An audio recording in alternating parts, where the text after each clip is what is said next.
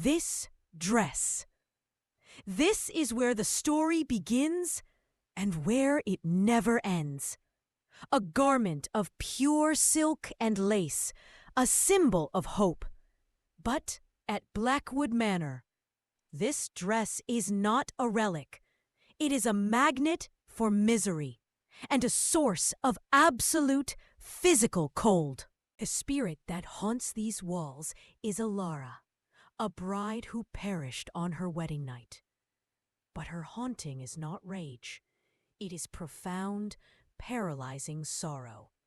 The burning question is this: what was the betrayal so catastrophic, so total, that it forced her spirit to permanently freeze itself to the objects of her despair? We are going to find the answer. We will peel back the layers of her love, her shame, and her suicide to understand the physics of her grief.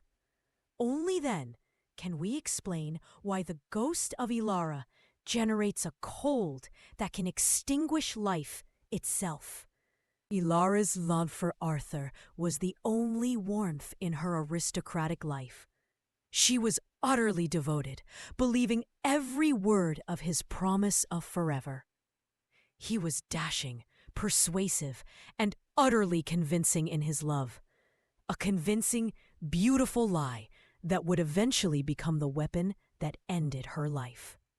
3 days before the wedding, Arthur left on a supposed emergency journey. He promised to return before the final bell. But the bell tolled midnight, and she stood alone. The guests were gone, the manor silent. Elara, dressed in the hope of her life, realized she was not delayed. She was abandoned. The wedding day, Elara, radiant yet anxious, stood at her station. Hour upon hour she waited. The feast cooled. The guests departed. The final bell tolled midnight, marking the transition from her wedding day to the first day of her shame. Arthur was gone. Not delayed, not lost, but deliberately absent. The truth arrived, not through Arthur, but through a note confirming his true intentions. He had married another woman, richer, more politically advantageous, in a different city that very day. Her wedding gown became her shroud, her loyalty his joke. It wasn't just heartbreak. It was the total annihilation of her dignity, her name, and her reason for living. Her reality dissolved. The pain of betrayal and the crippling weight of public scorn became unbearable. With no future and no hope to anchor her, Elara took her final step in the dark.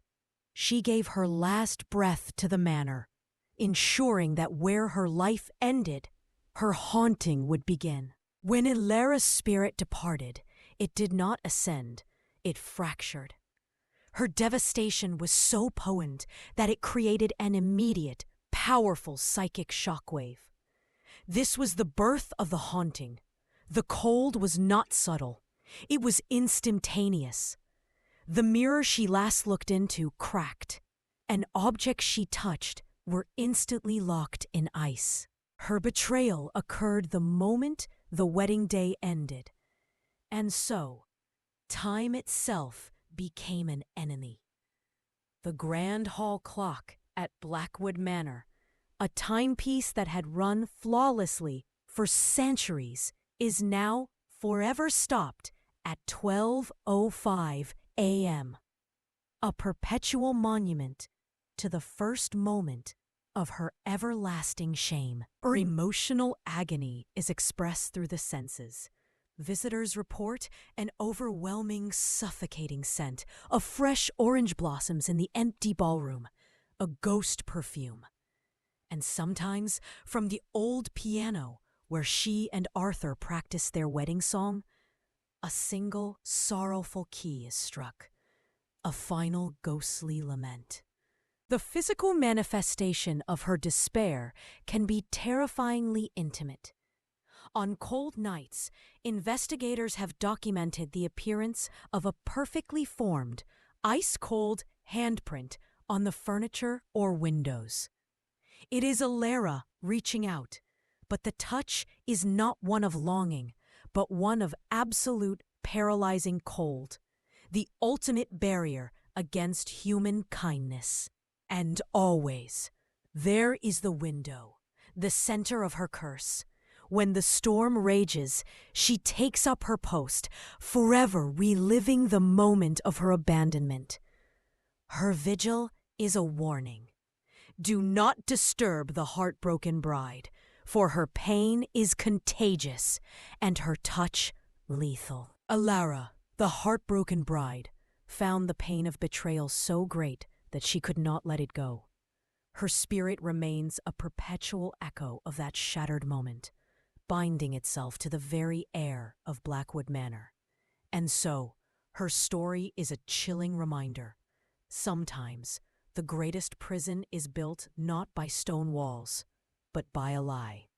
And in the dead of night at Blackwood Manor, the temperature always drops, forever confirming that Elara is still waiting, still wounded, and still freezing the air with her eternal sorrow.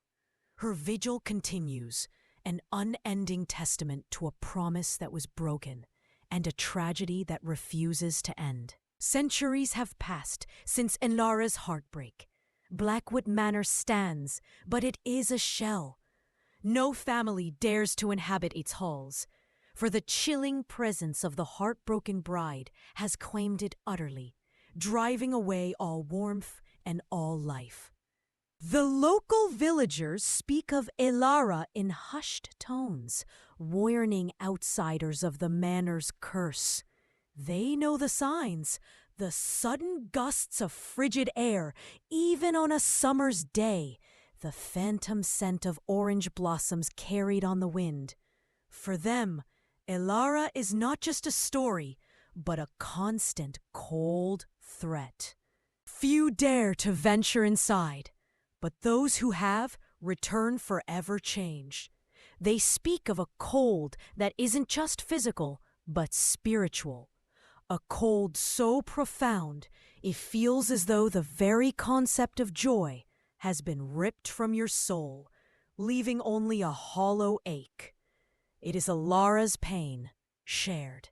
Do not seek her. Do not try to offer comfort or demand answers. Her pain is an impenetrable barrier.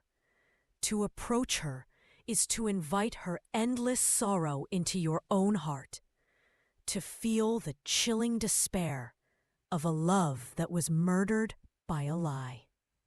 Elara's tale is more than a ghost story. It is a stark, chilling lesson, a warning that betrayal leaves wounds so deep they can transcend death itself, and that some hearts, once broken absolutely, will forever remain frozen, a testament to an eternal, unyielding pain.